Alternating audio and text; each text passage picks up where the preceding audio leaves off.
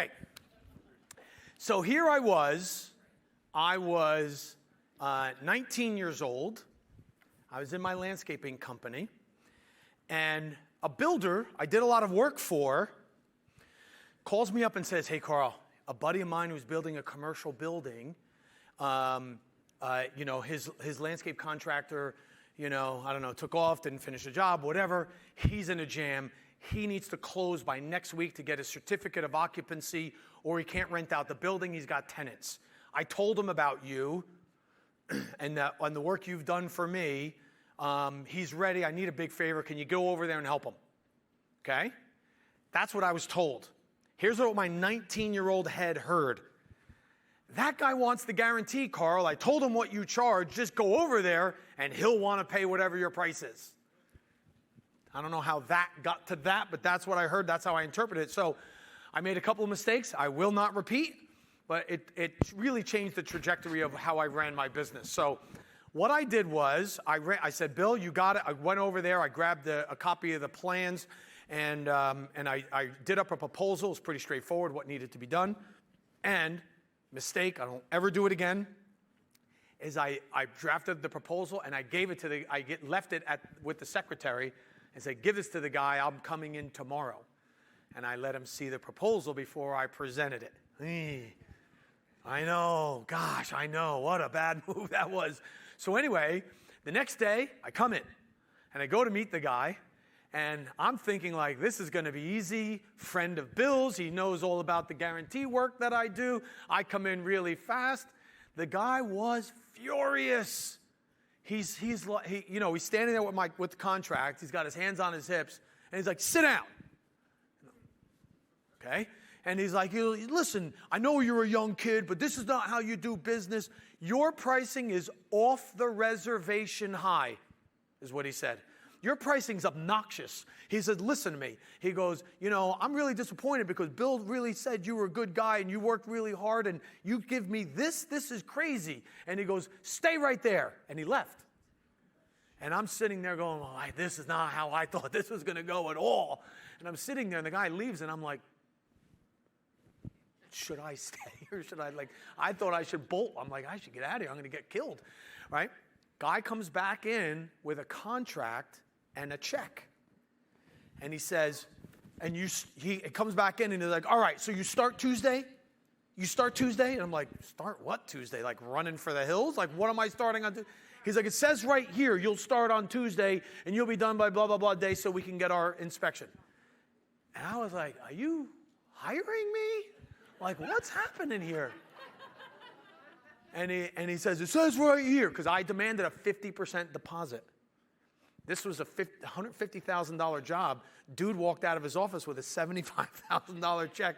I'd never seen that much money in my life, right? And I was like, whoa, right? So anyway, he gives me the contract and the check, and I'm like shaking, and I left, and I said, what the hell happened? Like, what was that? So it bothered me the entire weekend. And I was like, why did this guy freak out on me the way he did? And what's the deal, right? So I started to think about it, and I asked you the question before, why would somebody choose the guarantee, right? Remember my guarantee? I start on a certain day. I finish on a certain day. You do everything right. You do what you're supposed to do. There are no contractor-driven change orders. Senior manager on site. I stand behind the plant material for 1 year, right? But here's what I learned. I learned that people that had some measure of distress took the guarantee. What I didn't know then, but I learned later, is he needed me to start on a certain day because the bank would give him a progressive payment the day I showed up and started working. He gets another progressive payment on the day I'm finished. So for him to pay me this $30,000 upcharge was a little insurance policy for him, right? I didn't get that at the time. I was just being screamed at with some dude that looked like my dad. I'm like, it's not going the way I thought at all, right? Called me obnoxious up and down. He must have called me obnoxious 15 times, right? And so the obnoxious offer was born. right? And as a matter of fact, it's the title of my next book. I just wrote a book called The Obnoxious Offer, and it's going to come out next year, right? And I wrote a book called The Obnoxious Offer, and it's going to come out next year. Right on. Okay. And so here's what I learned. What I learned was if people value what you do, if they really value what they do, and if they have a need, they want to go with an expert. I had built the reputation of the guy who came in and would bang out a job and get the heck out of there. And we demanded that we had access to your property from 7 a.m. to 10 p.m. 7 days a week. Really? Like you're going to be at my house on Sunday? You want the guarantee or not? Right? I guaranteed everyone would get a proposal. Anyone who called me, my very first guarantee was all phone calls returned. That was my very first guarantee. And so I was overrun with leads. Overrun with leads. I was the guy that would show up at your house 6:30 on a Sunday morning. Hi there. I'm Carl, the landscaper you called. Like, what? Who are you? I'm like, yes, you called and you said you wanted a quote. You left your address, so I'm here. And then if it was the wife, then she would be like, who are you? Or if it's the husband, he was like, dude, what are you doing? And then all of a sudden you'd hear a pitter-patter down the steps. Don't let him go. Don't let him go. Right? I've been trying to get some damn contractor out here for weeks. Right? So I was that guy at your family reunion. Like, hey, can you hold the other end of the tape? Yep. Oh, no, yeah, I'll take a burger. Yep, absolutely. Yeah. Do you want an azalea here or do you want a tree? Azalea? Everybody, azalea? Yeah. So I was that dude at your family reunion. But see, people, and I would say, look, I see the balloons on the mailbox, and I know you're having a party, and I'm so sorry, but I promised you that I would give you a proposal, and this is my one day to come. And I've got 38 more stops. I don't know when I'll be here back. Come on back, Carl. All right. Right? And that's the way I did it. And that business doubled every year for 7 years. Doubled. Right? I had no business experience, but I got that experience. And I found out that if I want to differentiate myself, then I really needed to stand out. So how many of you saw the movie The March of the Penguins? All right, right on. How many of you have ever heard of a penguin? All right, so this is for everybody. So you remember the movie? The first scene, the penguin comes swimming up, gets on the ice, flicks his beak, and then Morgan Freeman comes on and says, this is a story of love. And then we see this penguin go like this. And it doesn't seem to be moving, and Morgan Freeman says, this penguin will walk 40 miles. And I remember sitting with my kids going, oh my God, this is going to be a long movie. Oh, this is horrible, right? And he will go 40 miles over the ice, right? And then I got it. It took me a while, but I got it. This is a dating movie, right? Right? So now I'm like, this guy's got no chance. He's got no game. He waddles. He's never getting laid. This guy, never. Never. But then he turns the corner. Now he's with 12 of the other penguins. I'm like, all right, he's with his buddies. He can work on it while he gets there. And then the next scene, he turns the corner again, and he's in a colony of 10,000 penguins. And they're all screaming the same thing. And I don't know what happens to that penguin, but we don't see that penguin for the rest of the movie. Right? He's hidden out somewhere. I don't know if he finds a date. I don't know if he does. I don't know if he swims. I don't know if he finds a leopard seal. Who knows what happens to this thing? But that's the last we see of that for the rest of the movie. Right? And I remember watching the movie, and it hit me. I'm like, that's the internet. It's just 10,000 penguins screeching at the top of their lungs. You guys are all saying the same thing. You just don't stand out. Right? And we are in winter. Right? Now, I'm going to show you just how high you're going to go with your pricing in a minute. But when I first started talking about like, oh, you're going to raise your price this much or that much, what did you think? Was it like, oh yeah, cool, but like, right? Like scary, right? Okay. Not being an authority is not an option. Now, you have to be an authority or you're invisible. Here's the thing, like you're going on social media and you think like, yeah, if I put this post up, it's if it doesn't work, it doesn't work. Let me tell you something. When you go online and you post anything, You are building a brand, either your brand or someone else's brand. Right? Starbucks loves it when another coffee company comes out. And then Pete's Coffee comes out, Starbucks is like, hey, good luck, we'd love to see you. And then when they fall down, they're like, yeah, this stuff's hard, isn't it? This shit's hard. That's why we're Starbucks. We love it when another coffee company opens up and then closes. Like, yeah, looks easy, doesn't it? How many of you saw the roast of Tom Brady? Did you see that? You see that? There was a really funny part where Bill Belichick came on, and he's not known as a very nice guy or whatever, but he was actually very funny in it. So if you get a chance, watch it. Bill Belichick steals the show. But he says to Tom Brady, he's like, hey, Tom, don't you own or run a soccer club in England? And he goes, yeah. And Brady's like, yeah. And Belichick says, yeah, your team sucks, right? And you laugh, ha. And then Bill Belichick goes to him and says, not so easy, is it, to run a club? You know, because the joke is that Bill Belichick is successful because of Tom Brady, right?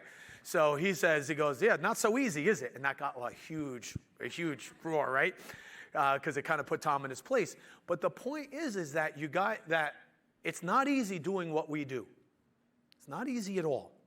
If you're an entrepreneur, you're 1 in 15 people, right? What that means is you need to walk into a room of at least 30 people in your average daily life in order to meet a peer. Because 14 out of 15 people you bump into, they're an employee of someone else. We're not. We're 1 in 15. If you do $1 million in revenue or more, anyone in here who does $1 million or more? You're the top 4% of all businesses in the world. Top 4%. 96 out of 100 will never make $1 million. Anyone here do 10 million? Okay, you are 0.4% of all businesses in the world. That's it.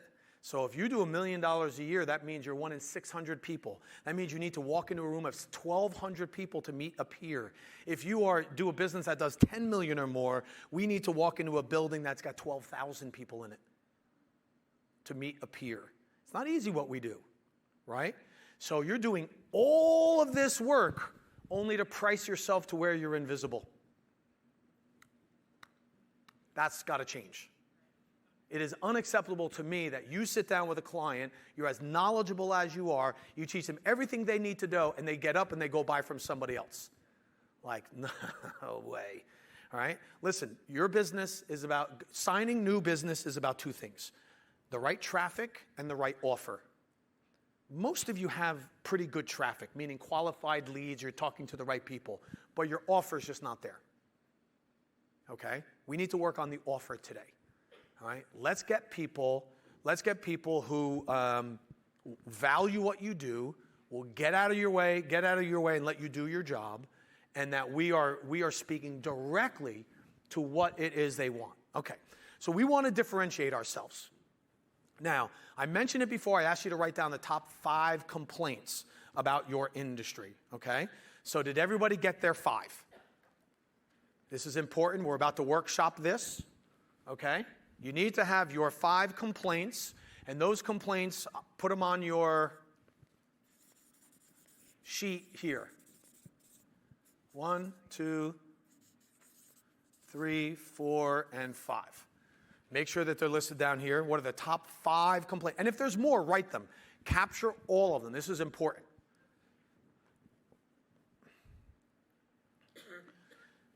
Okay?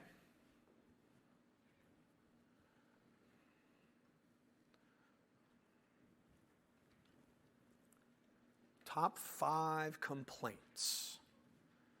Too expensive, too complicated, takes too long. I don't have time. I'm too small for your service. I'm too big for your service.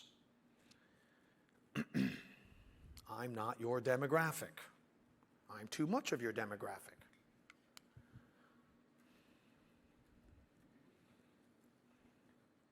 You get paid no matter what. There's no risk for you.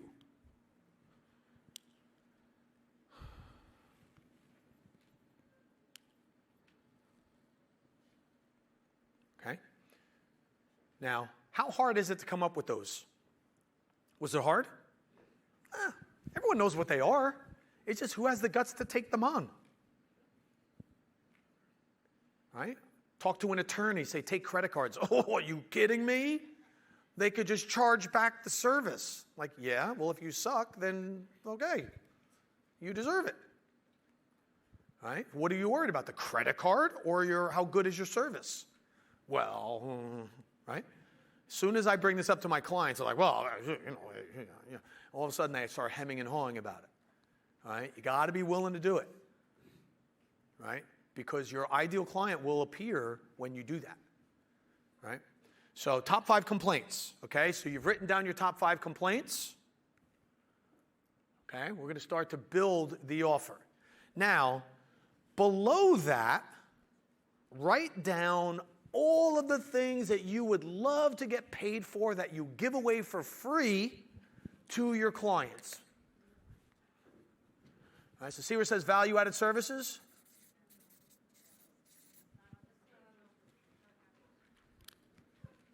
Sorry.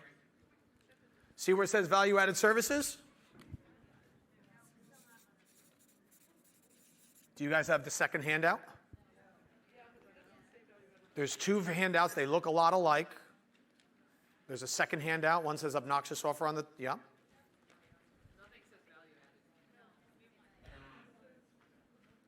Okay, so just add it. So just make sure your sheet looks like that. If you don't have the sheet, just turn it over on a blank sheet. I'm going to help you build it, okay?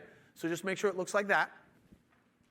Right, complaints solved, value-added services, and then make a list of all the things that you wish you got paid for, but you give away for free because they're a good client. I'm not supposed to return this for free, but you're a good client, so we do it. I'm not supposed to take your call on the weekend, but we do because you're a good client. I'm not supposed to discount this, but we do because we're a good client. I'm not supposed to have to attend your strategy sessions to show you how to run your business, but we do because you're a good client. I'm not supposed to have to do in-house financing, but we do because you're a good client. Okay? Write down all of those things.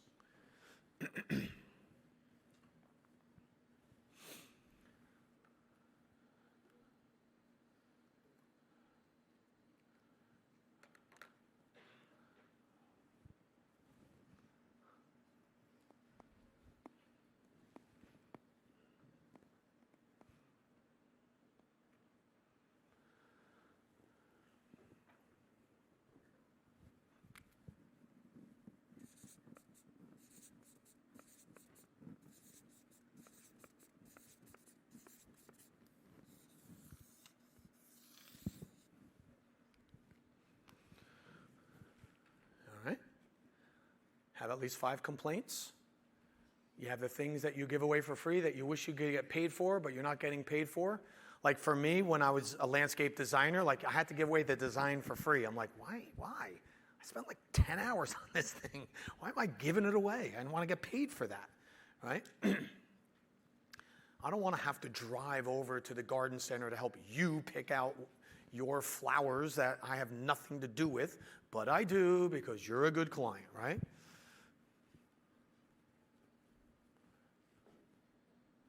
When I was a home builder, I would drive around with my clients, and they wanted to take me to certain neighborhoods. Like, that's the kitchen door. I'm like, you couldn't take a photo and just send me the photo? Like, we have to do this, right? You know, let's go to this open house. This house is for sale. I really like it. I want to replicate that. Like, just take a video. But no, I had to go.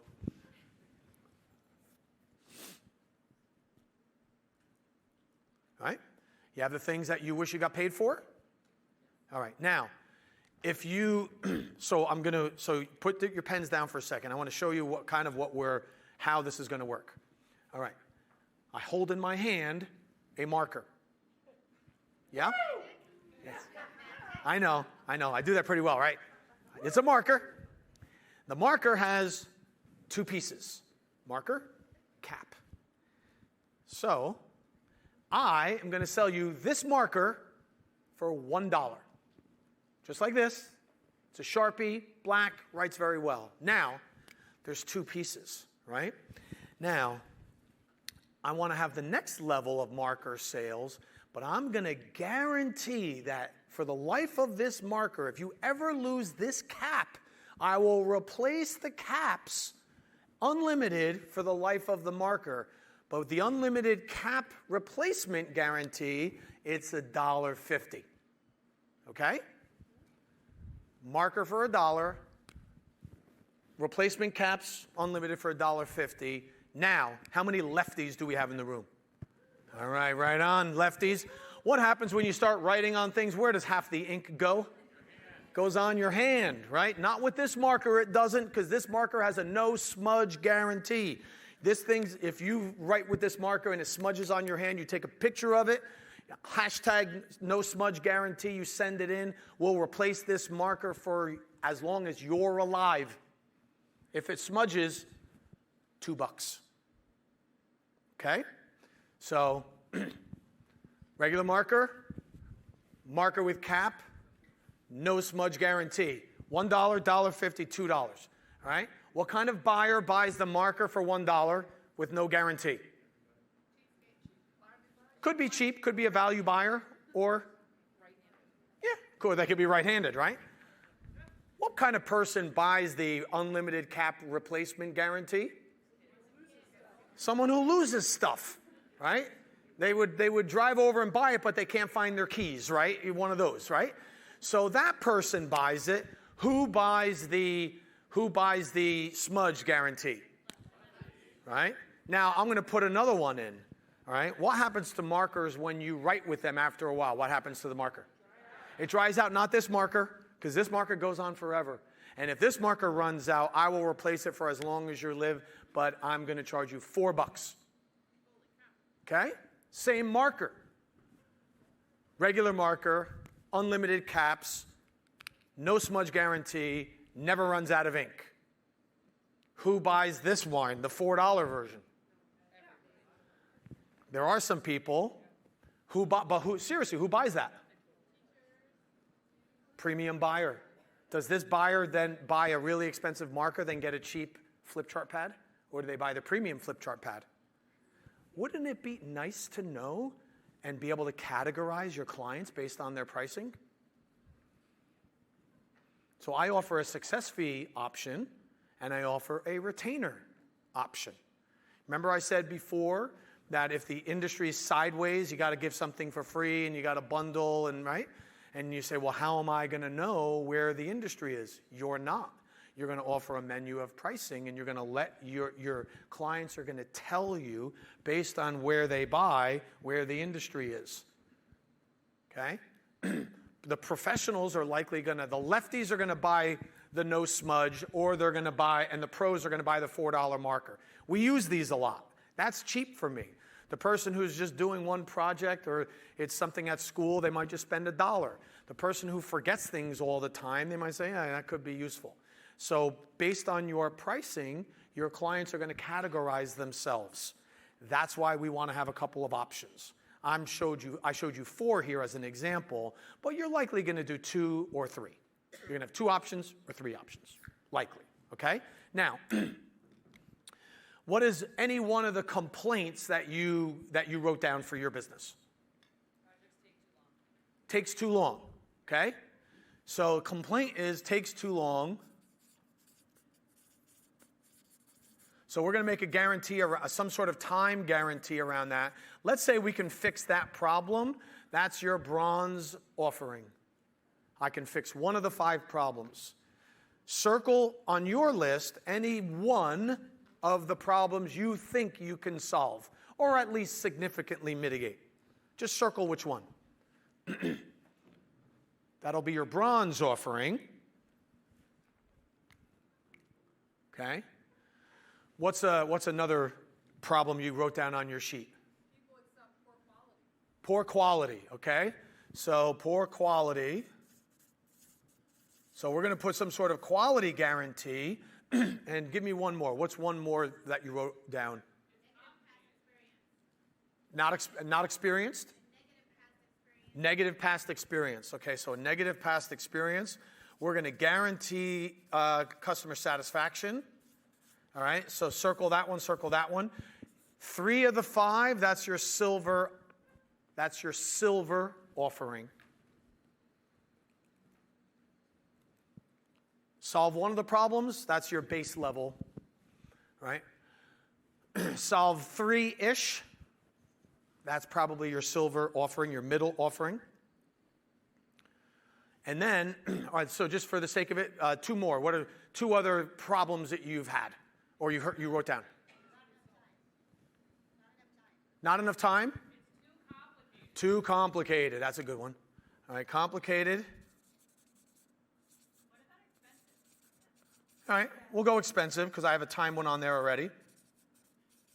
So expensive compared to what, based on what we're offering, right?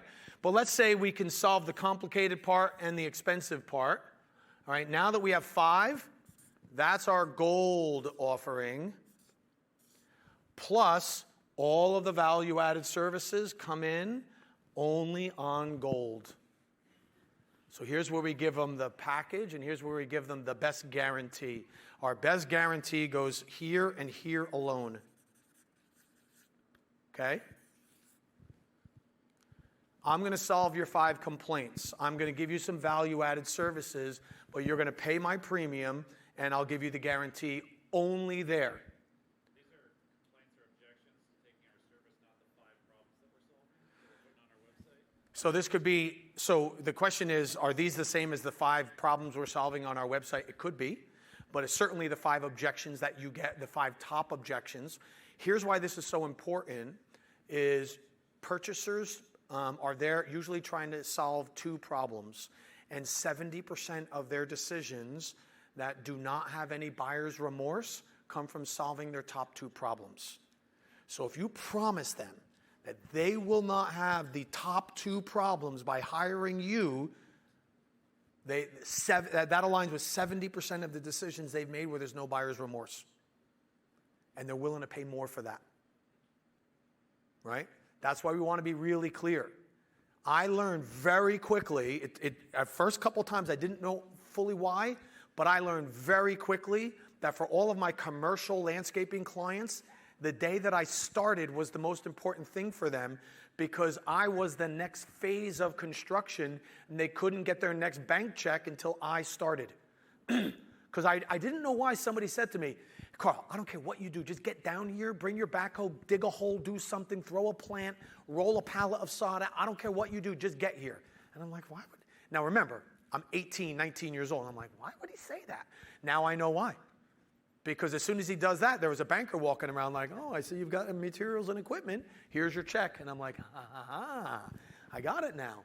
That was their top problem because I was the first part of the last phase of construction. Then the second one was, what day am I done? No matter what, right? If I get done on that, the day I'm done, he gets an inspection, and when he gets a certificate of occupancy, he gets his last big check. So those were the 2 most important things. I could have done anything in between, as long as I started by a certain day, finished by a certain day. Notice there was no quality guarantee in my guarantee. Carl, guys, so you said 70% customer satisfaction if we're solving the top 2 problems. Correct. So that's, our customers will be most satisfied when we make the problem go away, regardless of what we did to make it go away or how much we charge them. That's correct. Thank you. Was that a better way of explaining it? Make sure I understood it. Yeah, right on. Right on. Thanks. So think about it. So let's take an example.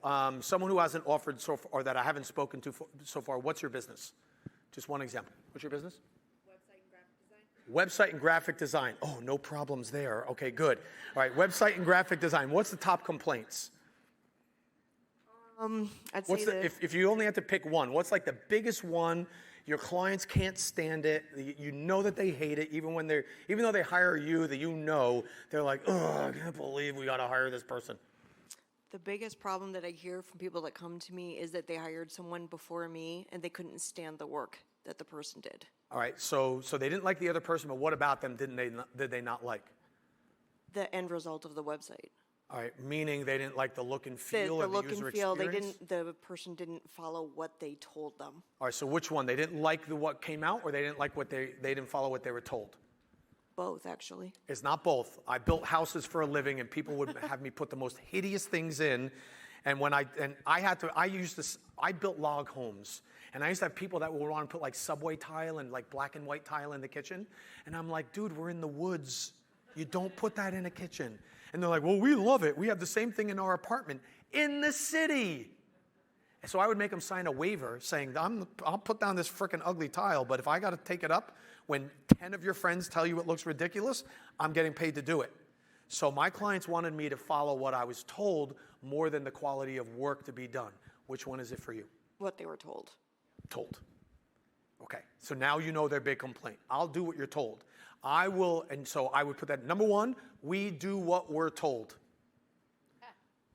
Asterisk, we'll tell you if it looks like crap and you're going to sign a waiver because it looks hideous, but we do what we're told.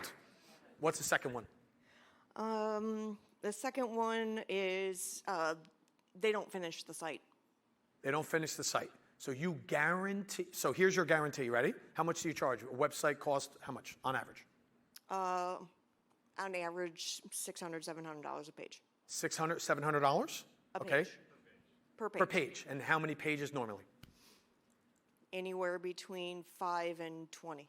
All right, so what's the most likely? 10. 10. So a $6,000 website.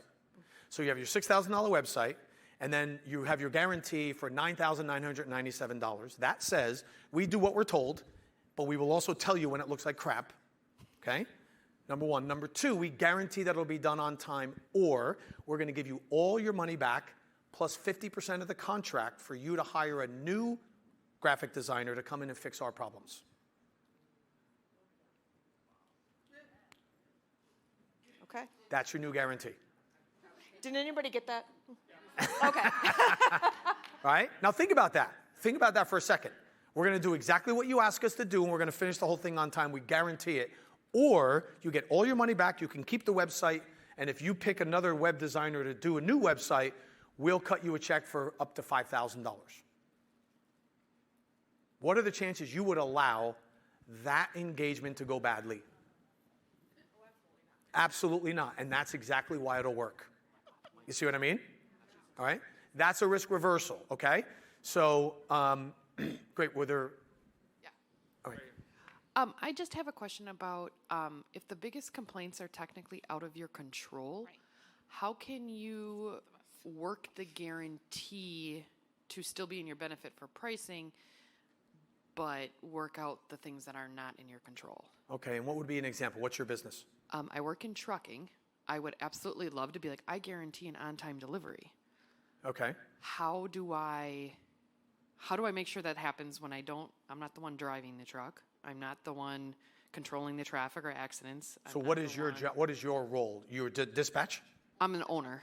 You're the owner of The entire trucking company. the entire trucking company, and Yes. so what? And so you don't control that the truck gets somewhere on time. I control telling them what time the drivers are supposed to Hold start. on. You own the business. You're telling me you Yes. don't control what time the truck gets there. No. I can control what time they're supposed to start, and I can Okay. control that the employee is there at the start time that I tell them. But I can't guarantee on-time delivery if you can't also control can. what happens at the pickup. Hold on. Because if I send a truck to a pickup Right. and it takes them to load 4 hours, although industry standard is 2, and the transit time and all these other things, I can maneuver in some things, but then if they are late to the delivery because the pickup was 4 hours, now it's completely out of my control. So how do I asterisk all of that? All right. So first off, That's the asterisk. Right? what I would say to all of you is be careful not to run your business based on your convenience. Run your business fully committed to the client. So if I hire a trucking company and you say to me, I say, well, when should I expect it? Well, it'll be a week. All right, great. But it might not. I'm like, oh, okay, well, who owns the trucks? I do. Who owns the drivers? I do. Where are you going to pick it up? I dispatch that. Who am I paying? You. But you're going to take absolutely no responsibility whatsoever for any part of the process? Oh, no, we get like a $250 fine if we're late to certain customers by 30 minutes. Okay, but it sounds awfully convenient to you, not to me as your customer. Okay, so what I would do is first thing I would do is I would sit down and say, what is the average pickup time, load time? All right, now look, I live in New Jersey. I know what traffic is all about. And I know enough to know when there's traffic and when there's not traffic. Okay? And I get it. You have certain hours you can drive, certain hours you can't. You can't go over 8 hours. The DOT, I get all that, right? And you have a pretty good idea when a truck should show up and when a truck should. How long have you been in business? Me personally, 20 years. 20 years. Okay. So I'm sorry, but you can't say to a customer, this is all out of my control. It's your job to bring them into more control so you can give yourself range of pickup. If we're going to do it during peak times, here's what it looks like. If off-peak times, here's what it looks like. Our drivers, and then you could figure out what is the most likely scenario and guarantee around that, right? Now, if they give you a 911, like, I need this tomorrow, well, then they pay for that, like, significantly, and you bonus the hell out of the driver, right? Because right now the driver has no incentive, right? They get paid by the hour, I would think, right? It varies per. It varies, Some by but hour, some per. right, but if you were to say, if they would normally get paid, say, $1,000 to bring a load, and you say, listen, you get that thing on time, you get another $1,000 bonus, I would suspect that these things will start showing up on time. So here's what I did in my company, is every time we had a guaranteed job, I said to the team, so in our company, we went from 5 8-hour days to 4 10-hour days, and I had a week, what I called the weekday crew, and then the weekend crew. So Monday through Thursday, I would tell the guys, we're on a guaranteed job, which means this thing has to be done by this date or we have to give all the money back. I'm not giving all the money back. We are going to work until this thing gets done. You will get the bonus as long as you stay on this job the whole time. If you take a day off, you don't get the bonus because I have to get somebody to fill your spot. But we worked Monday to Thursday, and I said, look, you have every weekend off, so plan all of your emergencies for Friday, Saturday, and Sunday. I don't want to hear about your dentist appointment or kids' soccer game. I don't want to hear about it because every weekend for the rest of your life, you get an expanded weekend. Monday to Thursday, we work 7 to 10 every single day, right? So, but I said, here's how much money we're going to get paid on this job, and I'll split a certain amount with all of you. And they love the guaranteed jobs. And when I started cutting them in on the bonus, we started getting stuff done really quickly and on time. So you have to bring more of those things under your control. I'm not saying it's easy, but that's your job. Your job is to figure out how to get more control of these items. So the closest thing I can give you in my current business is I used to get the same thing. I was on a success fee, but I wasn't advising all parts of the business. So what I did was I bought in a sales coach, I bought in a financial coach, I bought in an operational coach, and a strategy coach. Now we're coaching every aspect of the business, and then we said, all right, we can guarantee the results of the business now. So we took the things that were out of our control, we brought them in our control. But that's what you need to do too. You need to look at process map out, start your throughput from the time you make a sale to the time you drop off that load and get paid, and go through it and say, where are our delays? Where are our constraints and bottlenecks? And fix those bottlenecks. Right? You hear about the problem in the Panama Canal right now? There's a drought in Panama, so they can't have as many boats go through. Only 60% of the boats can make it through. So you know what they turned the Panama Canal into? An auction.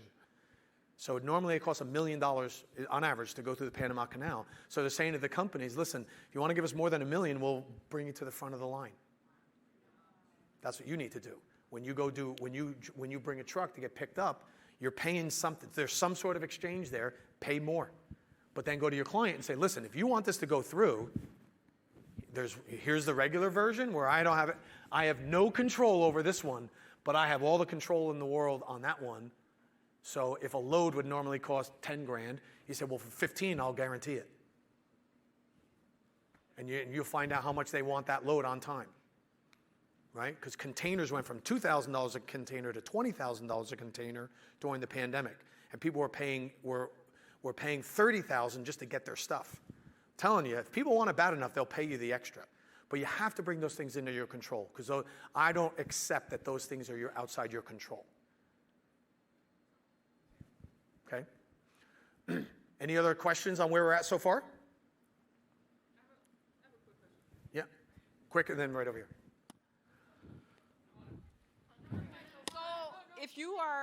if people want to go to the front of the queue or the line, right? Are you looking at basing that just on the job size, or do you look at something across the board? Because I mean, my business, I don't have like the highest ticket items. My average price might be like $300 for a job. What do you do? So we got to do a lot of jobs to get to $1 million in revenue. Right, but what do you do? Printing, marketing, design, Oh, promotional yeah, products. got it. Yeah. All right, so you just say you want to, if you need it quicker, we add 20 or 30% onto the price of the job, and I'll guarantee it overnight. Yeah. You need it overnight, the $300 job is now $399 or $400 or whatever. But if you need it, we'll get it to you. So more of a percentage. Yes. It could be a percentage. It could be a percentage. And then there was one question. Hi, I run a holistic functional medicine nutrition practice, and one of the problems I have is that, which I have stopped doing one-off appointments. I've gone to plans, programs, but I like the idea of a subscription because that gives them two choices. The problem is how to price that, because my fear, because one-off appointments, you get a little bit done, they don't come for 6 months, and they say blah, blah, blah. And then the subscription, do you price that higher than the 3-month plan or the 4-month plan to discourage, or? Who's your client mostly? Women. Of what age? Well, I have 25-year-olds to 75-year-olds. You do, but you don't have, what do you have most of? Middle age. And middle age would be? 50 years old, and what's going on in their life? 60-ish. Which one, 50 or 60? I'm telling you, it's a range, but How many clients do you have? probably post-menopause. Postmenopause. Yeah. So postmenopausal women of what age? Well, 55 to 75. Okay, but of what age predominantly? At 75, more than 55, or 55 is? 50, I'll go 60. Don't average it out for me. I'm not looking for the right answer. I'm looking for the real answer. What's the age? 60. 60, and why 60? Because that's where they feel the pain point, and that's where they Okay. have So they're in the trouble. most pain then. Typically. At what pain do they want to get out of by working with you? Or at least control or understand better? The root of the problem, the gut issue, things that are not addressed by a doctor. Okay. So it takes a while, because it took them a while to get this way. So All right. Are they coming to you as a first choice or a last resort, mostly? last resort. Last. Right. So I wrote here, root of the problem. I guarantee we'll get to the root of the problem within how much time? At least 3 months. 3 months. So in 90 days, we'll get to the root of the problem. The problem is probably in your gut. Oh, yeah. Okay. The problem is most likely in your gut. Your doctor's not going to tell you that, or doesn't know to tell you that. Doesn't know. Right? So take their top problems and promise them, guarantee to them that you will get to the root of the problem, you'll address the gut issues, and you'll bring in any other professional that you need to, at least for a consultation, in order to get to the root of the problem. And if you can't get to the root of the problem in 6 months, I'll give you back how much do you charge? $2,500 for 3 months. For 3 months. So this would be 6 months. So I'll give you back the $5,000 plus I'll write a check of $2,500 to the coach of your choice because I wasted the last 6 months of your life. Okay. But I might charge a little bit more than that, Yes. than the $5,000. If I'm Maybe gonna do that. $7,500, Yeah. 8 to 9, something like that, for the guarantee. Yes. They want the $5,000 plan. That's this plan. Or that's this plan. But you want this one, maybe that's $9,000. Yeah. Right? And you will find. So we have a client in New York that is an eating disorder clinic. Okay, charge $16,000 a week to go there. Okay, right? And so they work with people that are really acute. Right now, in the eating disorder world, it's 90% women, it's 10% men, but they had no male clients. And I said to the owner, I said, one, you don't charge enough, oddly enough, and no guy is walking through the street of Manhattan into your door that says eating disorder on it. No chance. So we raised the price to $25,000, and in the description we put discreet, period, backdoor entrance, period. And now more than 10% of our clientele are men. If you just take care of the problem, it wasn't, they would rather have the eating disorder than anyone know they have the eating disorder. The number one thing was discretion. Yep. That's what they're selling. Yep. Part of the challenge, guys, is you're selling what you think. You're selling to you. Your client just happens to be there.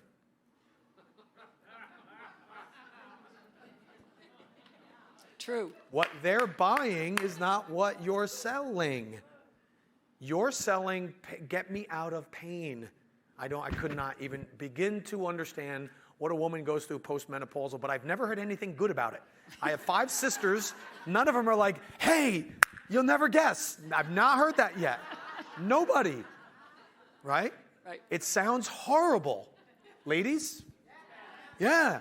What would you pay to get out of that? It doesn't have to be. It doesn't have to be, but ladies, what would you pay to get out of that? Right. I think you would get people that would pay, but you have, see, here's the thing is, your clients are 100% attached to their problem. Mm-hmm. But you're not even 80% committed to their result. You get me? You are not as committed to helping them as they are committed to their problem. We just have to get more committed. I'm committed. What? Sorry? I'm committed. You are committed? Yes. How am I not committed? I How don't are you? understand. I said to you, give a 6-month guarantee that you'll get them out of that pain. Your first response was, ooh. That's code for, I'm not so sure I could do it. That sounds like a lot. Well, that's a risk or whatever. All I'm saying is, remember, I'm your buyer. So you might think you're committed. I'm not feeling it. Oh, okay. So sit down with them and say, Barbara, I get you. I know what you're going through because I've worked with X amount of people that have gone through the same thing, right? And in 6 months, we're going to sort this out. The problem's in you're not wrong, you're not broken. The problem's in your gut, and we're going to get to the root of the problem. And in 6 months, I guarantee we will do that. Now, this is a category of improvement. This is not a destination. As long as they don't have to be cured in 6 months. I'm not We saying can get at the root. Okay, there. right. All you're saying is you're going to identify it, and then we're going to get, and it might happen sooner, but we're going to start. Definitely. We're going to start working towards that. But we're going to get to the root cause of the problem. That So we have a client that's a supplement company, right? And this just happened like 2 weeks ago. That's why I'm sniffling because I'm on a cleanse right now. Oh. But the guy, I'm doing a presentation, and the doctor's in the back, and he's looking at me like this the whole time. And then at the end, he walks up and hands me a sheet of paper, and I'm like, Ben, what is this? And he goes, that's your diagnosis. And I said, well, what's that? He goes, you're doing something that's giving you acne and mucus. And I said, well, I've had really bad psoriasis my whole life. He goes, oh, that's it. He goes, you have 48 types of candida in your stomach. I bet you that's the contributing factor. And I'm like, okay. And he said, would you be up to doing a candida cleanse?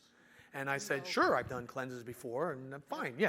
So he comes back with the stuff. He's like, all right, you're going to do that for the next 3 months. And he goes, but you're going to start to feel, he told me, he's like, within a week, you're going to be sniffling, and you're going to be sniffling for another, so this has been 2 weeks, right? And you're going to take these supplements and this spray, and you're going to do this for the next 90 days, and that's going to clear your candida. I was like, all right. Like the way he said it, and his confidence, and he nailed it. And he's like, you have this little thing right there. And I'm like, I don't think that's acne. I think that's psoriasis. Oh, okay. And so he went through it, but he nailed what it was. He knew it. I know he knows his stuff. Gave me the diagnosis, told me what I'm going to go through. And I'm like, all right, I'm in. No one else told me that. I've been dealing with this for 58 years. Yep. Right? Not one person ever said that to me. I've used every lotion, every shampoo, every shot, everything. But no one said, like, it's that. And I'm like, really? And I'm like, well, you know what? I'm willing to try it. Yep. Right? Mm-hmm. So, and what he said so far is already working, but we got to commit 100%, guys, with your clients. I know what you're going through. Here's what I'm going to do about it. And if I waste your time, here's what I'm going to do to make you whole.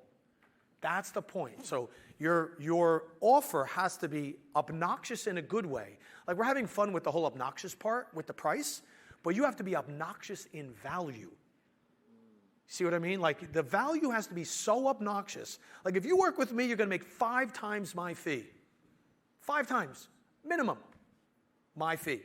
And I charge more than most of you. So you're going to make a lot, right? But if you don't, you get it all back. And they're like, oh, well, so doesn't mean I close every sale, but they're like, oh, damn, this guy's willing to guarantee it. And I know what happens. Carl, I'll call you tomorrow. And they call all the other coaches they were talking to. You willing to guarantee it? No. You willing to guarantee it? No. Then they come back and they're like, you know, Carl, I've given it some thought. I'm like, who'd you call? All right, go ahead. I'm sorry.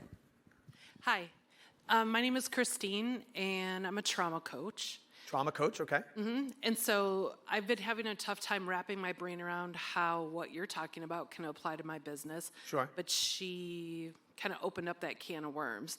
And what I'm hearing you saying is that my confidence in what I'm providing for my client is more important than the result they think they're going to get.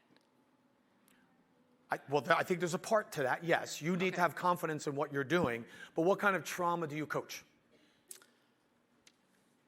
All the trauma that people think they don't have. So For example? a lot of times they go to all these other coaches, don't get the results they want, and then they end up coming to me, and they're like, I don't really actually have trauma. And once we dig, yep, there's something underneath there that's Sure. been keeping you stuck, and you've just been avoiding it. You don't want to deal with it. Right, and most people are dealing with that. So what is a result that they want? They want to, well, be unstuck. That sounds cliche, but there's an area of their life that they can't find success in, even though they have found success or achieved success in all these other areas. Right, but in your process, they want to identify the trauma first, understand it, Yeah. Right? Yeah. right? So people are driven by primarily certainty and significance. Certainty, I know what's going on. I know I can get comfortable. Significance, I know I can win at this thing, right? So I would suspect in your business, you're trying to get them to those 2 places first. They're feeling uncertain and insignificant because they can't fix this thing. They keep sabotaging themselves. They keep reverting back. They can't figure it out, and they don't know why. Correct. That's something you can control very easily here. What they do with this new level of awareness, this freedom or this liberation, or at least understanding how to manage that trauma or the memory of that trauma, that's up to them. But you can at least control the beginning part, which is understanding it, getting certainty and reassurance, and then at least having a plan going forward so they feel they have some measure of control. Is that fair? Yeah, that's fair. One of the challenges in my mind just through this process is that there's so much of this process that I go through with a client that I don't actually have control over because it's work that they have to do. I provide what they need. I have the tools. I have the... Right, but you have a pretty good idea what the trauma is, though, when you start. Yep. Mm-hmm. Right, you know I what can it find is. it. You have to help them get there. Yep. But you're the pro. I did intervention work the first half of my career. You can almost, within a few minutes, you know what the trauma is, right? Or a few sessions max, right? Yeah. And you're just trying to guide them through that, right? So they can process their way out of it, right? Yeah. Or through it. Yeah. Thank you. Okay, you're welcome. I'm being managed around the room. I love you all equally, and I have to move the mic. So for your landscaping clients, they had to be available. You had the list for them. I'm a transformational coach, hypnotherapist as well. And I think it goes along with what Christine is saying, like, what is the obligation of your clients to guarantee the results? Like, they have to take the actions, they have to do their homework. Do you have that? Right. Yeah, so just like in the tutoring client or landscaping client, if you're a coach and you're doing this, then they can't miss a session. Now, here's one of the, let me just, before I get all the way into it, one of the things with the guarantee that's going to happen is people are going to choose your guarantee because they're under some sort of distress, time distress. You know, people chose the landscaping guarantee. The residential people always chose it because there was something happening in their backyard, a wedding, party, graduation party, whatever. There was something, or the pool had to go in by a certain date.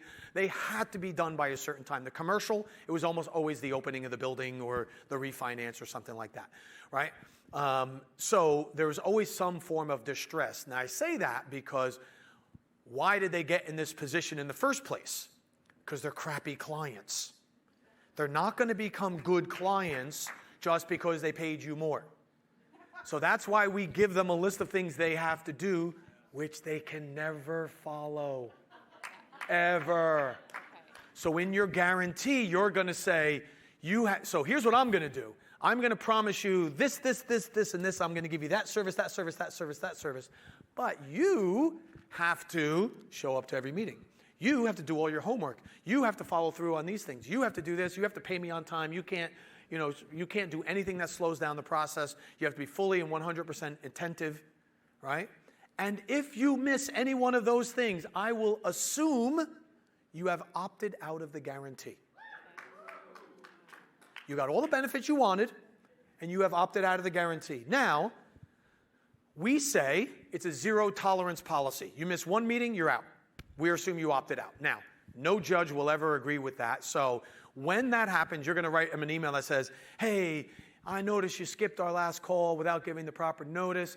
I'm guessing you're probably getting the benefits of this, and you might be thinking you're going to opt out of the guarantee. Normally that happens with one. We're going to let that one slide, and this will just be a warning. But if it does happen again, I will assume you fully opted out of the guarantee. So you give them one, and believe me, they will violate it again. And then on the second one, they're out of the guarantee. And the most likely thing that happens when they do that, they'll come back to you and they'll say, oh my God, I am so embarrassed. I didn't put it on my calendar. This is my problem. I'm so bad at time management. Right? And they're going to come back to you and they're going to say, look, I don't want anyone to know that I couldn't just keep my promise to you. So can we just keep going? I'll pay your extra, but you won't have to meet the deadline, but let's just, between us, we're going to keep going. That's the most likely scenario. They'll pay and they'll ask me not to tell anybody that they're out because they're embarrassed that they couldn't meet basic commitments.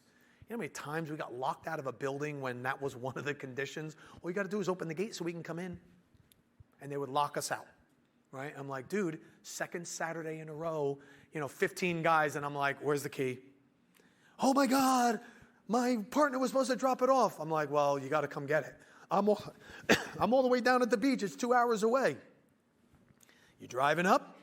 Oh my God. No, and they wouldn't. And then I'm like, all right, well, you get a letter on Monday, right? And they're like, oh, you got to get done by next week. I'm like, no, I don't got to do anything. And it's going to cost me more money now to bring all of those contractors back. So here's the extra fee. I'll pay it. I'll just pay it. Can you try to get done by then? I'll do my best. But they're out of the guarantee. I've been paid the 35%. They will fall off. And in the 20 times you offer somebody the guarantee, you'll be in a position 1 out of 20 to give a refund. But the other 19 will pay for the 20th. What was the success fee option and the retainer fee option? So the way that I work is you do my discovery process. It's $25,000 on average, okay? Then whatever the retainer is the retainer for the certain commitment we have. If you do the success fee option, I cut the retainer in half, but I get a percentage of the upside growth of the business. So if you're a $1 million company, I get nothing up to $1 million, but if you go from $1 million to $3 million, I get a percentage of the $2 million in growth. And a nominal retainer. And the retainer is so small that you would know based on the time we're spending, if I'm not getting the success fee, I'm losing money every month. So they'd be like, so half of our clients are on the success fee, half of our clients are on the retainer option, and I can almost tell where it's going to go. When I start out, I had a bad experience with someone like you before, you consultants stink, I can't believe I have to hire you. That's the success fee coming like a freight train. Because they're going to say, well, you're the only one who took any responsibility for yourself. I don't even like you, Carl, but you're the only one who said you take any responsibility, so I don't like this thing, but I'll do it, And I can almost see it coming a mile away, So it's like half and half. That'll go on it, And I can give you more of that. So, all right? Okay. Hi, my name is Lisa. I am a marketing strategist for small businesses. So I create their baseline marketing and then they go someplace to implement it, or they implement it themselves. My question is, when you're in the prospecting phase and you're showing them all of the guarantees and things that they have to do you ever get like into the contract a little bit and they're just kind of breaking the rules and you have to fire them? How does that work with the money aspect of things? I mean, what's your like 1, 2, 3 year out? So I can't remember the last time someone was on a guarantee program that we then fired them. They took it because they are in some form of distress. And in your case, they hired 3 other marketing agencies, spent a bunch of money. They had their website redone 3 times, not by you. Because it would have been done right the first time, of course, right? Exactly, right? So they had their website redone. They got no social media following. It's just a hot mess, right? So they're coming to you and they're taking the guarantee because probably they hope you are who you say you are. So like, I really hope this is the person I think we're going to do it. And the other thing that they're doing is they just need the results so bad right now for whatever reason, right? Like I own a franchise company, right? We have to hire a marketing agency and spend the ad fund on behalf of the franchisees. I can't have that go wrong, right? So I might hire someone like you and be willing to pay the guarantee because you're promising it's going to go right. And I can go back to the franchisees and say, well, yeah, we're paying, well, we can get it done cheaper. Yeah, but she's guaranteeing it, and here are the results. And if she doesn't do it, she gives all the money back. Really? I've never heard someone do that before. See what I mean? There's a lot of reasons why I would pay the extra. But yeah, it's rare that a guarantee client you end up firing. They are believe me, you are their last resort. And if you are truly committed to the result, they're going to stick with you. They're only going to do the guarantee if they think you're a good resource anyway. They're not going to just pay a whole bunch of money on the off chance you're good. They're going to think you're really good already. They're going to think, and by the way, if you fire them, guess what they lose? You. And they think you're the best option. Right? That's why I was in a position one time in my landscaping company where I was in a position where I had to give back the guarantee, but if I gave him back the check, then I was walking off the job. And he had 2 days to get this thing done. I'm like, I can write you the check back, but then we're leaving. What do you mean we're leaving? I said, well, you just fired me. And he's like, oh, all right, well, can you get it done by Wednesday? I'm like, we'll get done by Wednesday. So there was one time that I was in that position, but we didn't break it off because he would lose me. If someone comes to you and wants a guarantee for your services and pays your premium, they don't want to fire you. They're going to work with you. Here's the difference. If somebody hires you for this, your regular model, your regular offering, and they pay you, and you make a mistake, guess whose problem it is? Yours. But if they pay you this, and they've paid all this extra money and made all this extra commitment, if there's a problem, guess who has a problem? We have a problem. Now we're in this together because they've paid a lot of extra. They've cleared the path. They've had to do all this. They've made a big commitment to work with you. So if something goes wrong, it makes them look as bad as it makes it for us. So the more they invest in being with you, the longer they're likely going to stay. And this group here doesn't want the refund. This is not the Domino's pizza person who hangs around the corner, waits to the 31st minute so they can get a $7 pizza for free. That's not this buyer. This is the premium buyer who is going to make sure you are as successful as possible in whatever this project is. Does that make sense? Different kind of buyer, different kind of client, right? You're not getting the value price shopper there. You're getting the top shopper, okay? All right, now, we need to move on. We still good? Okay, we're good? Okay. How we doing? Good. Doing all right? Okay, excellent. So let's recap, okay? You listed the 5 complaints. You put your value-added services that you'd like to get paid for, but you're not getting paid for right now. You only offer the solution to all 5 problems and all the value-added services in your best guarantee, and you only offer the guarantee on this one. If they want out of this column, they do not get your guarantee. Okay? Because it'll dilute it. Everyone okay with that? All right, good. All right, one other thing now. Let's figure out your pricing. Everybody take a minute, write down what you charge, whatever it is. If you're commission-based and you make 2% or $20 or $30, write down that number. If you charge by the hour, write down that number. If you have a program, write down that number. Okay? Everybody have their number? Cross it out and double it. So what if it's all over? So I have $20 jobs, I have $10,000. One. What's your most common job? You just told me before you do $300 jobs. I do, but And I you, do 10,000 too. well, you were arguing for the $300 job just a minute ago. No, but I said that's my average. Like if That's your average. So I would start with 300 just for the sake of conversation. Okay? So start with 300, cross that out, you're now 600. All right? Cross that out and double it again. All right? So there's your price, there's your double, and you doubled it again.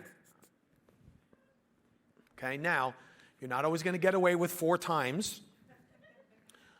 But imagine going back to all of your prospects now and say, oh, I'm so sorry it didn't work out at $1,000. Good news, it's $4,000 now. Right? How many of you think you could sell your services for double, then double again right now? Okay? Some of you feel confident about it. That's great. And some of you not, right? And why? Not because the price is too high, but what's not there yet? The value. You haven't made the offer yet. How do we know that it's worth it? Right? Okay? So what we want to do is, your job is that we're going to keep adding. See where it says value-added services? Keep adding all the things that would be really important to that client, so it makes this number, the double then double again, seem like a reasonable value for their money. Okay? Any of you read the book, The Starbucks Experience?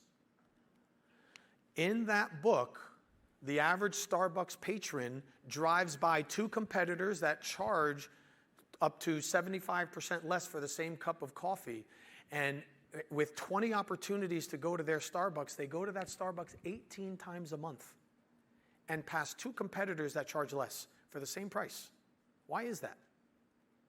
They took a $1 cup of coffee, they doubled it, and they doubled it again. And they sell it for $4. It's just coffee. When was the last time Starbucks was accused of good coffee? But yet they charge $4. How do they get it? Right? They offer things that are important to their clientele. First off, they have $4 names for all their... I like chamomile tea. That's my drink. But you can't buy chamomile tea at Starbucks. It's a mocha frappa daily indulgence potpourri experience. I don't even know what they call it. Right? And chamomile tea is 2 ingredients. It's a glass of water and it's a bag of dirt. Right? But I gotta pay $4 for that. And they get it all day long. Right? So what we have to, so there's a whole branding discussion behind what you do, right? But we have to build out what the value-added services are. So you have your regular pricing, have what are the problems you can solve where you can go from $300 to $600, and then if that same program was $1,200, what would you have to offer that would make the $1,200 seem reasonable? Once you have that, then we can dial it back in. I can't double and double again my landscaping services, but I can double and double again my coaching services. I can double and, we took a financial services company that charges a percentage of assets under management. He charges 1.2%. And we did a little bit of math, and we said, at what point would you start to get some real attrition of clients? And we came up with 40, if he upcharged 40%, he went from 1.2 to 1.6. And he was scared, and I said, well, 90 days later, you can lose half your clients. It won't matter because, it's the same money. 90 days later, he's like, Carl, I don't know what I was afraid of. He goes, no one even mentioned it. We even sent the letter out. We said we're adding it in, but our clients were happy, right? See? And they were dancing over it. Okay, so if you're not sure how much you're going to charge, I'm going to do this one last thing, and then let's go eat and have some fun, and I'll be here all night, and we can talk. All right, so here's the deal. If you're not sure how much you can add to your pricing, I'm going to show you how much you can add tonight, and I encourage you to do it tonight. Okay, so I'm going to ask you a question. Think about the answer in terms of a number, okay? All right, if you were to go to your clientele today, not the ones that you're already under contract for a certain amount, right? Like you're locked in, like it's a municipal bid contract or something like that. But you went to your clientele and you said to them, I need to raise my prices 1%. So if you charge $100 an hour, you now charge $101. If you charge 3% commission, it's now 3.03%. Okay? If you charged 1% more, what percentage of your clientele would leave you? They would abandon you. They're gone. What percentage? None is not a number. 0? 0. Okay? So if you raise your prices 3%, 100 becomes 103, 3% becomes 3.09%. What would your attrition rate be then? Still 0, 5%. At 5%, maybe. Trucking, maybe, yeah, right? 5% is usually where like, maybe. So if you went 5%, what would your rate of attrition be? Anyone still at 0? 10%. If you raise your prices 10%, what would your attrition rate be? All right. If you keep saying 0, like I can go up 1%, 0 attrition, 3%, 0 attrition, 5%, 0 attrition, 10%, then that's how much your clients are telling you that they love you beyond the utility of your product or service. Right? You know your clients well enough to know that they would not leave if you raise your prices 10%. So tonight, raise your prices 10%. Whatever the number is. Wait a minute, I just did it 2 months ago. So what? Raise it again. They didn't notice the first one, they're not going to notice this one either. Right? Raise your prices immediately. Now you're thinking, wait a minute, I can't do that. My clients will get so upset with me. There's a risk to not raising your prices also. All right? Last story, and I'll finish on this. 1990, I decided I'm going to become a coach. Coaching all through the 90s. In the early 2000s, I'm going to start doing more speaking. I hire a speaking coach. And I said, I want to be a speaker. And they said, not dressed like that, you're not. And so, I'm a pretty casual dresser, as you can see. And so she says to me, she sends me to Joseph A. Bank, and she says, I want you to go buy 2 signature suits. Wrap your head around it, Carl. They're $1,000 a pop. I'm like, I don't even want to wear a suit. You want me to spend $2,000 on suits? So I go to Joseph A. Bank. I buy these 2 suits. I'm getting fitted. I complain the entire time. $2,500 later, I didn't know about cufflinks and collar stays and shirts and all this other crap I had to buy. $2,500 later, I walk out with 2 suits. Fast forward 7 years. Now I do a fair amount of TV work.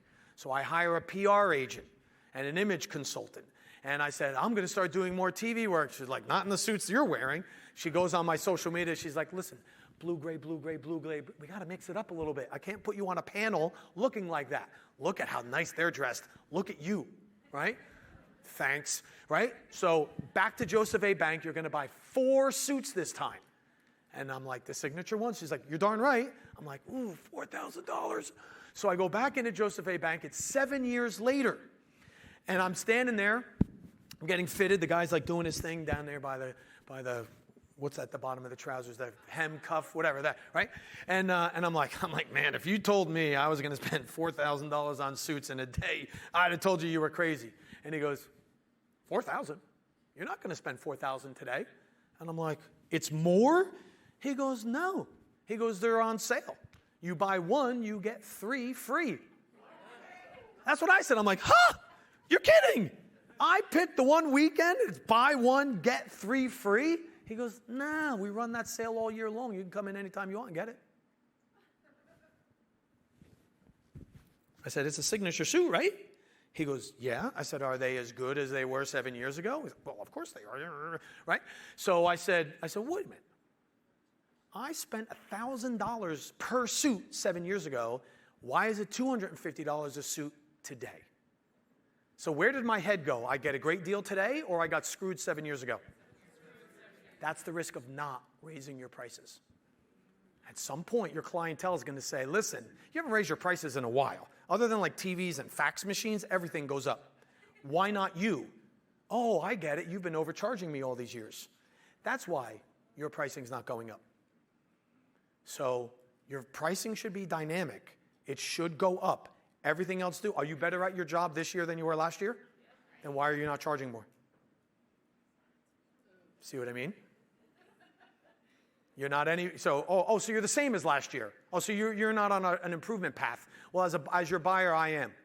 Maybe you're not a good fit for me anymore. See what I mean? Your pricing is the number one language you speak with your clients, right? And you're looking for the yes, but. Like, ooh, yeah, you know, I really thought it was going to be $450. You came in at $600, but I'd really like to work with you. How can we work it out? If you don't have the yes, but, you're not charging enough. Does that make sense? We need to be obnoxious. And on that note, we are obnoxiously late. I think we succeeded. Okay. All right. Now, so does everybody at least have the outline of what their obnoxious offer could and should look like? Yes? Okay. So we have a whole evening together, I think, right? Dinner, right? All right, so I'll be at the dinner. If you have any questions, I'll stay afterwards. And at this point, I think there's a lot of more one-on-one questions. But I really wanted to make sure that you had that. Take advantage of the QR code. We have some deep dive videos that'll get into depth a little bit more. And I will hand you back over to your esteemed master of ceremonies, and I'll see you all tonight.